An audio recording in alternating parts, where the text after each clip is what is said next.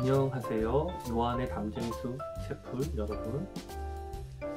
오늘 저는 여러분들과 결점투성이의 요나와 나의 희망 스토리라는 제목으로 말씀 나누려고 합니다. 오늘은 특별히 제가 목공을 시작했는데 처음 만든 소나무로 만든 책상에서 진행해 보고자 합니다.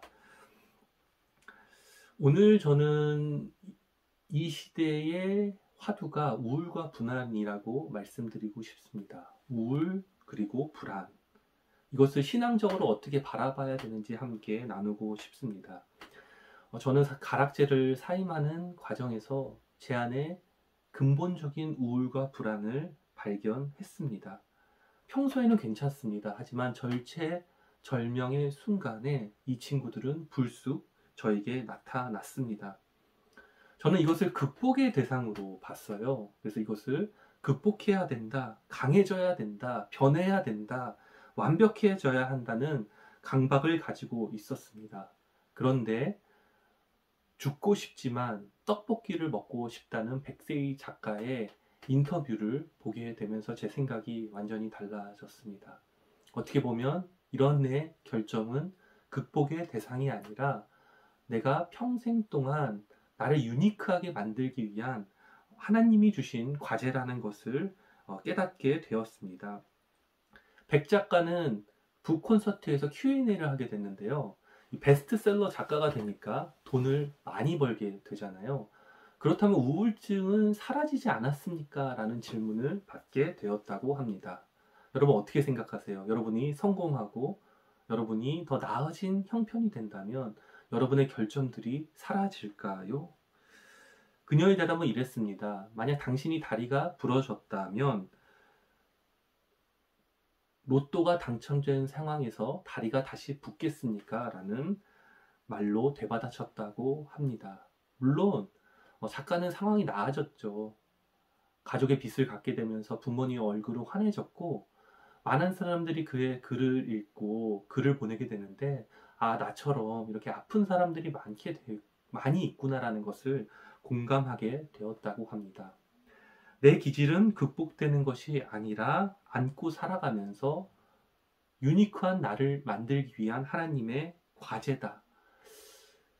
그러면서 제가 주목하게 된, 또 사랑하게 된 성서 인물이 요나라는 예언자입니다. 제가 이 책을 만나게 된 것은 제가 작년 11월에 페인트 칠을 하다가 사다리에서 떨어져서 다행히 다리는 안 부러졌습니다. 그런데 정강이가 2배 이상 부어 올라서 8일 정도 입원을 했었거든요. 설상가상으로 형식적으로 하는 혈압 검사에서 높은 혈압 수치가 나오게 돼서 저는 완전히 멘붕에 빠지게 되었습니다. 그러면서 저는 요나가 물에 빠져서 깊은 바다의 심연에서 물고기 뱃속에 들어가 있는 모습이 이해가 되었습니다. 이것을 역사적 사실로 받아들이지만 문학적으로 한번 보게 된다면 한 사람이 인생에서 겪게 되는 깊은 죽음의 심연과 같은 경험을 말하는 것이고 저는 딱 이때 물고기 뱃속에 있었습니다. 그리고 그 불안이 극대화됐을 때는요, 자기 파괴적인 모습이 나타나게 됩니다. 요나서 4장 3절을 보게 되면은 요나는 이렇게 하나님께 반항을 하죠. 차라리 내 목숨을 거두어 달라. 이렇게 하나님께 대드는 것을 볼 수가 있습니다. 요나는 전형적인 예언자의 모습은 아닙니다. 하지만 그의 이러한 결점 때문에 저는 요나를 사랑할 수밖에 없었다라고 여러분들께 말씀드리고 싶습니다. 특별히 요나서에서 주목한 성경 구절은 요나서 4장 10절, 11절입니다. 하나님께서 요나에게 반항하는 우울한, 불안한, 자기 파괴적인 성향을 가진 요나에게 이렇게 말씀하십니다.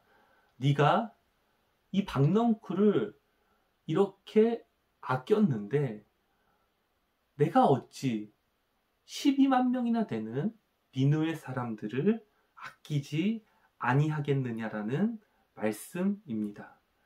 저는요, 이 요나서가 미완성 작품으로 남아 있어요. 이 말씀을 하고 요나는 어떻게 이후에 살았는지 이야기하고 있지 않은데, 저는 소설을 한번 쓰고 싶었어요. 요나가 아까 말씀드린 대로 자신의 우울과 불안을 극복하고 강해지고 완벽해진 모습으로 살아가는 것.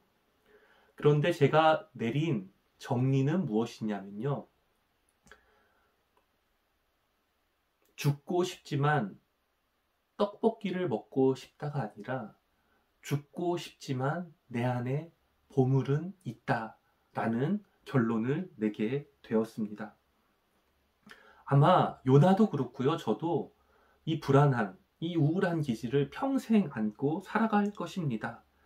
하지만 그 우울과 불안, 그 깊은 곳에는 감추어진 보물이 분명히 있다는 것을 알게 되었습니다. 요나는 자신의 예민함과 순수함 안에서 감지하게 되었는데, 그것은 무엇이냐면 하나님의 이방인들을 향한 보편적인 사랑입니다. 그것이 요나서 4장 10절, 11절 요나서의 마지막 구절인 것입니다. 네가 이 식물을 그처럼 아까워하는데 내가 어찌 니느웨 사람들을 아끼지 아니하겠느냐는 말씀. 보통 신학자들은요, 이 8세기 예언자들 안에 요나를 포함하지 않습니다. 왜냐하면 그가 갖고 있는 독특성 때문입니다. 8세기 예언자들 하면 아모스, 호세야, 이사야, 미가 4명의 예언자를 얘기하는데, 이들은 배타적인 야훼 하나님에 대한 유일신 신앙을 강조했던 인물들입니다. 그런데 그 8세기에 탁 튀어나와서 못과 같이 요나가 다른 이야기를 하고 있는 것입니다. 보편적인 사랑, 마치 예수님이 하셨던 말씀과 같은 말씀을 700년, 800년 전에 이미 하고 있으니, 학자들은 요나는 8세기 예언자가 아니라 바벨론 포로기 이후에 이 글이 쓰여졌을 것이라는 것으로 보게 됩니다. 하지만요, 저는 요나가 8세기에 이 글을 쓰지 않았을 거라는 합리적인 유추를 해보게 됩니다. 왜냐하면 요나가 가지고 있는 그 독특성 때문에 그는 미리 예수님의 사랑과 같은 그 보편적인 사랑을 보게 된 것이죠. 그렇기 때문에 지금도 이 메시지는요, 우리에게 너무나 파격적인, 또 실천하기 어려운 메시지로 다가옵니다. 요나처럼 우리는 교회 오빠로, 또 교회 놀이하는 것을 너무나 좋아합니다.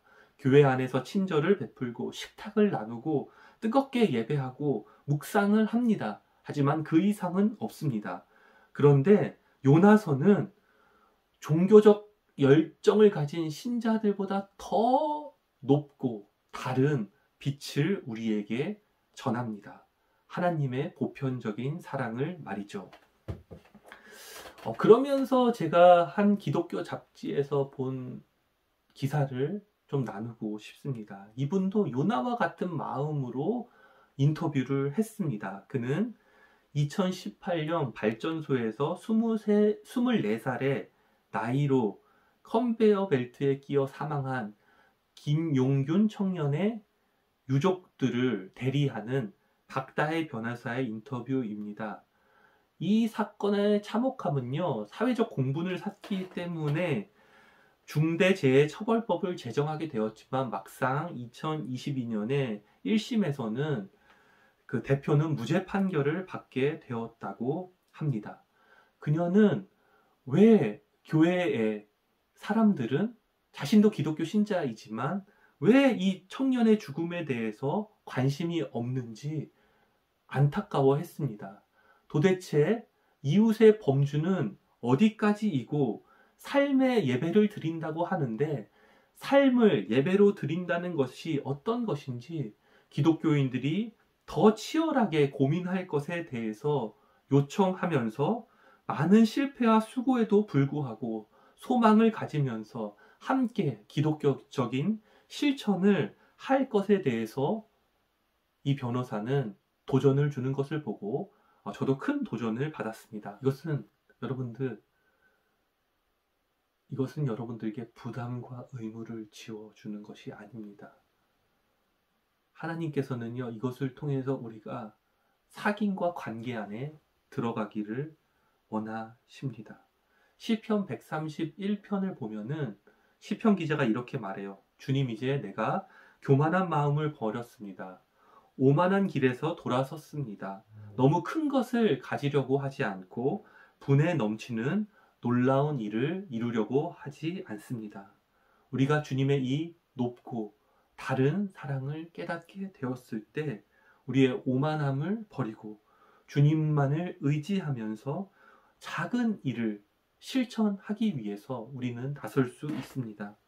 그것은 우리가 인간이기 때문이에요. 우리의 실존을 들여다보면 우리는 너무나 초라합니다. 하지만 그 초라한 인간인 우리를 받아들일 때에만 비로소 자신을 사랑할 수 있고 타자에게 다가가 연결될 수 있다는 것, 여러분들 꼭 기억하시기를 바랍니다. 나 자신을 사랑하는 것부터 시작할 때 진정으로 이웃에게 나갈 수 있습니다.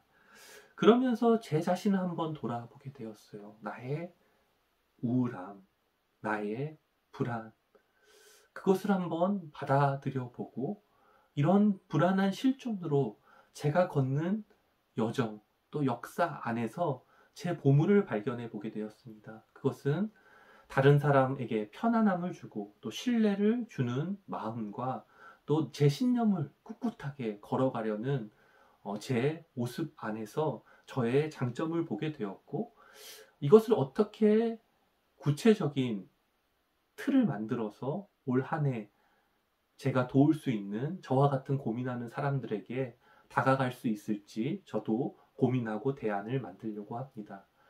여러분들은 어떻습니까? 여러분들의 결점은 무엇이고 그 안에 감추어진 보물은 무엇일까요? 이것을 발견하는 여정이 너무나 설레고 기대가 되지 않으신가요? 이 여정, 저는 여러분들께 추천을 드리고 싶습니다. 그리고 이 여정을 발견하기 위해서요, 여러분들 크고 놀라운 일을 애써 하면서 죄책감을 갖지 마시고 작은 실천을 해보시기를 바랍니다. 대학생들 같은 경우는 여러분들 헬스권 끊고 한번 열심히 운동을 해본다던가 아니면 여러분이 계획한 자격증을 위해서 한번 최선을 다해보는 것도 좋은 도전이라고 생각을 하고요. 특별히 직장 생활로 가정에 신경을 못 쓰는 사람들은 가정과 함께 일주일에 한번 질적 시간을 가져보는 것을 통해서 여러분들 실천하실 수 있고요. 또 아까 제가 말씀드린 것 같이 사회에 한번 관심을 가져보시기를 바랍니다. 특별히 자기 입장의 정치적 견해만이 아니라 다른 입장의 정치적 견해의 뉴스도 한번 들어보시고 좋은 기독교 잡지, 복음과 상황, 기독교 사상과 같은 잡지가 있으니 그런 것도 찾아서 한번 읽어보신다면 도움이 되겠습니다. 그리고 특별히 튀르키예 지진을 통해서 고통받는 이웃들을 향해서 한번 저희 가족도 이번 예배 때 작은 헌금을 해서 그곳에 함께 내려고 하는데 여러분들도 이런 실천을 해본다면 주님의 마음에 더 다가갈 수 있을 것이다 라고 말씀을 드립니다. 이러면서 저는요, 오늘 메시지를 마무리하는데 한 단어 여러분 기억하시기 바랍니다. 그것은 뭐냐면 love yourself입니다. 먼저 너 자신을 사랑하라는 말씀을 여러분들께 드리고 싶습니다. 누군가를 사랑하는 것보다 나 자신을 사랑하는 것이 더 어렵습니다. 하지만 나를 사랑하지 않고서는 진정으로 이웃을 사랑할 수 있을까요? 불안한 나, 우울한 나, 슬픈 나, 그리고 아름다워질 나. 여러분들 이것은 한 번에 이룰 과제가 아니라 아직도 내가 가야 할 길, 우리가 계속적으로 걸어가야 할 여정입니다. 여러분들 이번 한 주 주님과 함께 이 여정을 걸으면서 여러분 안에 있는 아름다운 보물을 발견해 가시고 또 그것을 통해서 주님만이 주시는 기쁨과 평화를 누리시는 여러분 되시기를 주님의 이름으로 축원합니다. 함께 기도합니다. 진정으로 나 자신을 사랑함으로 이웃을 진정으로 사랑하게 하소서. 불안한 나, 우울한 나, 그리고 아름다워질 나를 소망하며 오늘 내가 작은 실천을 해 나가기 원합니다.